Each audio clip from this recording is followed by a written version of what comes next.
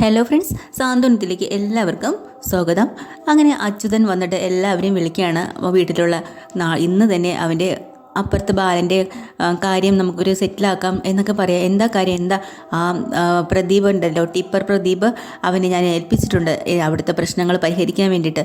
എന്തായാലും അവനും അവൻ്റെ മോനും കൊടുക്കാനുള്ളതെല്ലാം അവൻ തന്നെ കൊടുത്തോളും എന്ന് പറയുമ്പോൾ നന്ദിത പറയുന്നുണ്ട്, എന്തിനാ ഇപ്പം ഇങ്ങനെയുള്ള ആവശ്യമില്ലാത്ത പരിപാടിയൊക്കെ പോകുന്നത്? അവരാണെങ്കിൽ നമുക്ക് ഒരു ശല്യം ചെയ്യുന്നില്ല, പിന്നെ മിത്രയും ആര്യനും ഒക്കെ നമ്മുടെ കുട്ടികളല്ലേ, അവരെന്തിനാ ഉപദ്രവിക്കാൻ പോകുന്നതെന്ന് പറഞ്ഞ് നന്ദിത. അപ്പോൾ അച്യുതൻ്റെ അടുത്ത് ആനന്ദനും ചോദിക്കുന്നുണ്ട് കേട്ടോ, നീ എന്തിനാ ഇപ്പം ഇതിന് ചെയ്യാൻ പോയെന്ന്. അപ്പോൾ ഉടനെ അലോക ഇടക്കേറി പറയാം, ഇപ്പം അല്ലെങ്കിലും നിങ്ങൾക്ക് കുറച്ച് സെൻറ്റിമെൻറ്റ്സ് ഒക്കെ വന്നിട്ടുണ്ട്, നമ്മുടെ കുടുംബത്തിൽ കുറച്ച് സ്വരച്ചേർച്ചയും ഐക്യത ഇല്ലായ്മയൊക്കെ വന്നിട്ടുണ്ട്, ഇനി അത് കൂടുതൽ വഷളാക്കാതിരിക്കാൻ വേണ്ടിയിട്ടാണ് ഇപ്പം ഞാനിത് ചെയ്യുന്നത് എന്നും പറഞ്ഞുകൊണ്ട് അച്യുതൻ അവിടുന്ന് ദേഷ്യം പിടിച്ചങ്ങ് പോവാട്ടോ. അങ്ങനെ എല്ലാവർക്കും ആകെ ടെൻഷൻ ആവുകയാണ്. ദേവമംഗലത്താണെങ്കിൽ വീണ്ടും വെങ്കൊച്ചിനെ ആലോചിക്കണമെന്നും പറഞ്ഞുകൊണ്ട് കല്യാണം നടത്തണമെന്നും പറഞ്ഞിട്ട് അവരുടെ ചൂടുള്ള ചർച്ചയിലാണ്.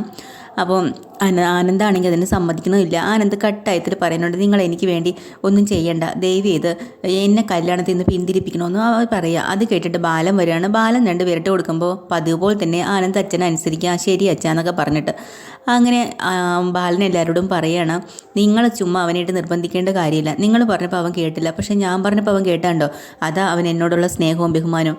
അവനെ ഈ ലോകത്ത് വെച്ച് ഏറ്റവും നല്ലൊരു പെൺകുട്ടിയെ തന്നെ ഞാൻ അവന് വിവാഹം കഴിച്ചു കൊടുക്കും, നിങ്ങൾ നോക്കിക്കോ എന്നും പറഞ്ഞിട്ട് എല്ലാവരും ജോലിക്കും കാര്യങ്ങൾക്കൊക്കെ രാവിലെ ഇറങ്ങി പോവാട്ടോ. വീട്ടിലാണെങ്കിൽ ഗോമതി മാത്രമാണുള്ളത്. അപ്പോൾ ഗോമതിയുടെ അടുത്തേക്ക് ഗോമതി ടെറസിൻ്റെ മേളിൽ ചെന്നിട്ട് തുണികളും അതും ഇതൊക്കെ എടുത്തിട്ട് തിരിച്ച് വരുമ്പോൾ 2 ഗുണ്ടകൾ ഡൈനിങ് ടേബിളിൽ ഇരുന്ന് ഭക്ഷണമൊക്കെ കഴിക്കുക കേട്ടോ. വീട്ടിലാരും ഇല്ലല്ലോ. ഇത് കണ്ട് ഗോമതി ആകെ പേടിച്ച് വിറച്ച് പോവാണ്. നിങ്ങൾ ആരൊക്കെയാന്ന് ചോദിക്കുക. ആദ്യം അവർ സൗമ്യമായിട്ട് ഇടപെടുക, ചേച്ചി ഞങ്ങൾ ഇവിടെ തന്നെയാണ്, വീടൊന്നും മാറിയിട്ടില്ല, ഇത് ദേവമംഗലമല്ലേ, ഇവിടെ തന്നെയാണ് വന്നത് എന്നൊക്കെ പറയാം. നിങ്ങൾക്കിത് ആരാ വിളമ്പി തന്നത് എന്നൊക്കെ ചോദിക്കുമ്പോൾ, ആരാന്ന് അറിയണമല്ലേ, ഞങ്ങളെ ടിപ്പർ പ്രദീപിൻ്റെ ആൾക്കാരാണ്, ഞങ്ങളെ ദ്രോഹിച്ചാലേ ഞങ്ങൾ ഇതുപോലെ നിങ്ങളെ ദ്രോഹിച്ചു കൊണ്ടേയിരിക്കും, ഒറ്റയടിക്കല്ല ഇതുപോലെ എന്നും പറഞ്ഞ് കഴിച്ചുകൊണ്ടിരുന്ന പാത്രത്തിന് അടിച്ച് തറയെ പൊട്ടിക്കേട്ടോ. ഇതൊക്കെ കണ്ട് ഗോമതി ആകെ വിറച്ച് മേടിച്ച് പോവാട്ടോ. അപ്പം പെട്ടെന്ന് അവർ പറയുക, എൻ്റെ ബാലനെ അവനെ ഞാൻ നോക്കിക്കോളാം എന്നൊക്കെ പറഞ്ഞ് വിരട്ടിയിട്ടാണ് പോകണം കേട്ടോ. ഇത് കേട്ട് പേടിച്ച് നേരെ നന്ദിതയെ കാണുക. നന്ദിക അവിടെ വെള്ളമൊക്കെ ഒഴിച്ചുകൊണ്ടിരിക്കുകയാണല്ലോ ചെടിക്ക്.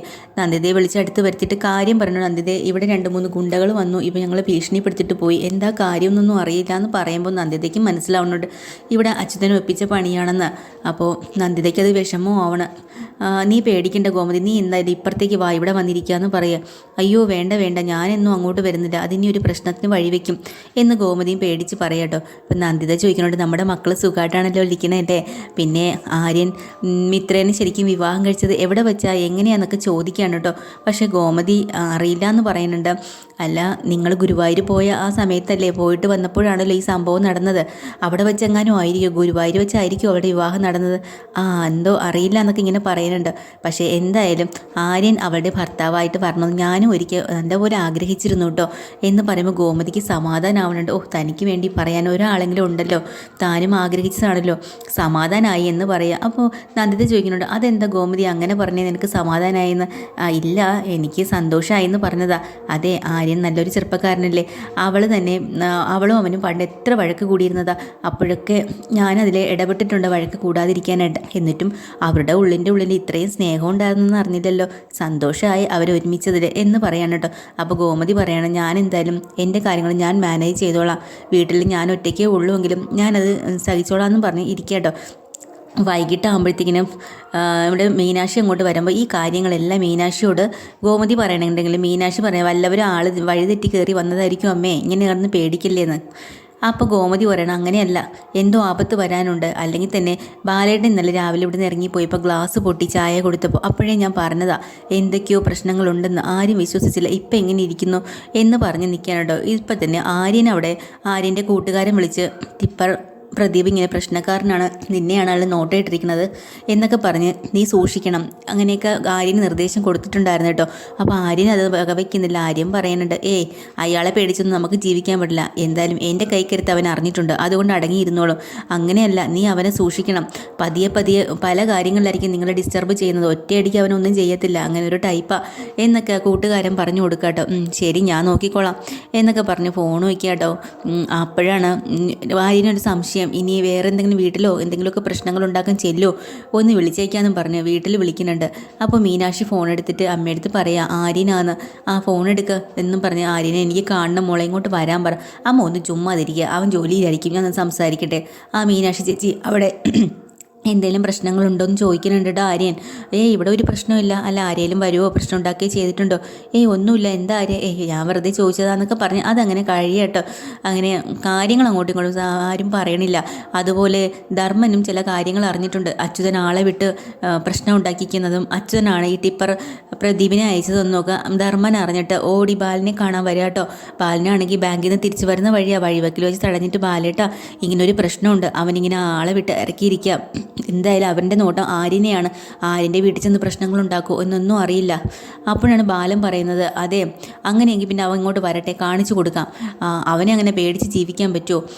അവൻ അങ്ങനെയാണെങ്കിൽ അതിൻ്റെ അപ്പുറം നമ്മൾ കാണിച്ചല്ലേ പറ്റുള്ളൂ എന്നൊക്കെ ഇങ്ങനെ ബാലൻ നല്ല തൻ്റെ അടുത്തൂടെ പറയട്ടോ. പക്ഷേ ധർമ്മന് ഭയങ്കരമായിട്ട് പേടിയാവുക. അങ്ങനെയല്ല ബാലേട്ടാ, സൂക്ഷിക്കണം, അവനാൾ ഭയങ്കര സാധനമാണ്, നമ്മൾ വിചാരിക്കുന്ന പോലെയല്ല. അവനെ പിണക്കിയതിൽ അവൻ എന്തായാലും ദേഷ്യം ഉണ്ടാവും. പോരാഞ്ഞിട്ട് ആരാണ് ഇറക്കി വിട്ടതെന്നും ഒക്കെ എനിക്ക് മനസ്സിലാവുന്നുണ്ടെന്നൊക്കെ പറയുന്നുണ്ട്. അപ്പോൾ ബാലൻ പറയട്ടെ നീ സമാധാനമായിട്ടിരിക്കുക, അവൻ്റെ ഈ തീർപ്പൊക്കെ ഞാൻ തീർത്തു കൊടുക്കാം, അവനെ ആരാ ഇറക്കി വിട്ടത് നമുക്കെതിരായിട്ടെന്ന് ഒക്കെ ഞാൻ എന്തായാലും ഞാൻ അന്വേഷിക്കുന്നുണ്ടെന്ന് പറയട്ടോ.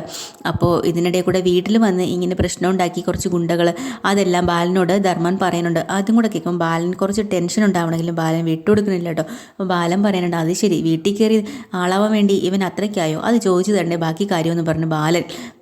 പക്ഷേ ധർമ്മൻ സമ്മതിക്കണില്ലെങ്കിലും ധർമ്മനെ പറഞ്ഞ് സമാധാനപ്പെടുത്തിയിട്ട് ബാലൻ ചോദിക്കാനായിട്ട് പോവാട്ടോ. എനിക്കൊരാളോട് രണ്ട് പറയാനുണ്ടെന്നും പറഞ്ഞ് ബാലൻ അങ്ങ് തൻ്റെ അടുത്തൂടെ പോവാം. ഈ സമയം തന്നെ നമ്മുടെ മിത്രയും ആര്യനും കൂടെ പച്ചക്കറികളും ഒക്കെ വാങ്ങി നിൽക്കുക. കോളേജിൽ നിന്ന് വിളിച്ചിട്ട് പറഞ്ഞ വഴിയാട്ടോ. അങ്ങനെ കഥകളെല്ലാം മാറ്റിട്ട് വരുമ്പോഴത്തേക്കിനും ആര്യം പറഞ്ഞ് നീ പെട്ടെന്ന് ഇങ്ങോട്ട് ഇറങ്ങിക്കുന്നു, എനിക്ക് നിന്നെ കൊണ്ടാക്കിയിട്ട് വേണം ബാക്കി ജോലി ചെയ്യാനെന്ന് പറയുക. ആ സമയത്ത് പച്ചക്കറികളെല്ലാം വാങ്ങി തിരിയണതും ഒരു ഗുണ്ട അവിടെ വന്നിട്ട് ചോദിക്കുന്നുണ്ട് നീ ആര്യനല്ലേടാന്ന്. അതേന്ന് പറയണതിന് മുമ്പേ തന്നെ മിത്രയുടെ കയ്യിൽ ആ പച്ചക്കറി കിറ്റ് പിടിച്ച് വാങ്ങിച്ച് ബൈക്കിൽ കയറി ഒറ്റ പോക്ക് പോവാട്ടോ. രണ്ടോമാരും കൂടെ എടാ നിൽക്കടാന്നും പറഞ്ഞുകൂടെ ആ മിത്രം സങ്കടപ്പെട്ട് കിടന്ന് വിളിക്കുക. കാരണം ആര്യൻ്റെ ആദ്യത്തെ ശമ്പളത്തിൻ്റെ കാശിൽ നിന്ന് വാങ്ങിച്ചതാണ്. പിന്നെ പോരാഞ്ഞിട്ട് മിച്ചം പിടിച്ച് കണക്കെഴുതി ബഡ്ജറ്റ് തയ്യാറാക്കി വാങ്ങിക്കുന്ന സാധനമാണ്. അയാൾ അത് പിടിച്ചുകൊണ്ട് പോയാലും നമ്മൾ മിത്രയ്ക്കും സഹിക്കണില്ല. അപ്പോൾ ആര്യനും നീ വണ്ടിയിലോട്ട് കയറാമെന്ന് പറഞ്ഞ് ഇവന്മാരെ പിന്തുടരുവാട്ടോ.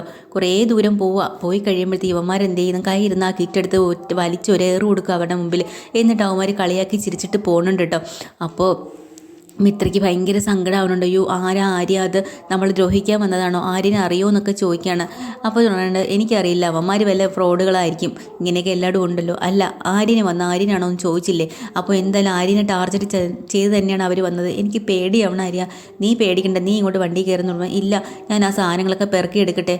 എടി അത് പോയെങ്കിൽ പോട്ടെ, നമുക്ക് വേറെ വാങ്ങാം.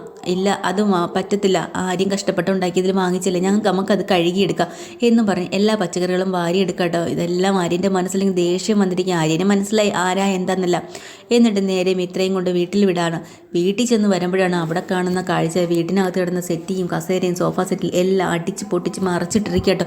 ഇത് കാണുമ്പോഴത്തേക്കും വീണ്ടും അവരുടെ ടെൻഷൻ കൂടുക. ദൈവമേ എന്താ ഈ കാട്ടിക്കൂട്ടി വെച്ചിരുന്നത്. ആര്യൻ അപ്പോഴും ഒന്നും പറയണില്ല. വല്ല പിള്ളേരും ആയിരിക്കും, നമ്മൾ പുതിയ താമസക്കാരല്ലേ, വല്ല പിള്ളേരും അല്ലെങ്കിൽ മര്യാദ കുടിയനായിരിക്കും, അല്ലാതെ വേറെ ആരാ ഇതൊക്കെ ചെയ്യാനായിട്ട് എന്ന് പറഞ്ഞ് ആര്യം സമാധാനിപ്പിക്കുക. പക്ഷേ മിത്ര ഒരിക്കലും സമാധാനപ്പെടുന്നത് മിത്രയ്ക്ക് മനസ്സിലായി എന്തൊക്കെയോ പ്രശ്നങ്ങളുണ്ടെന്ന്. അങ്ങനെ എന്തൊക്കെയാണെങ്കിലും അവരാകെ തകർന്ന് പേടിച്ച് നിൽക്കാനുള്ള ഇന്നത്തെ എപ്പിസോഡ്. പുതിയൊരു എപ്പിസോഡ് വീണ്ടും വരാൻ ചാനൽ ഇഷ്ടമായി ലൈക്ക് ചെയ്യുക, സബ്സ്ക്രൈബ് ചെയ്യുക. Thank you.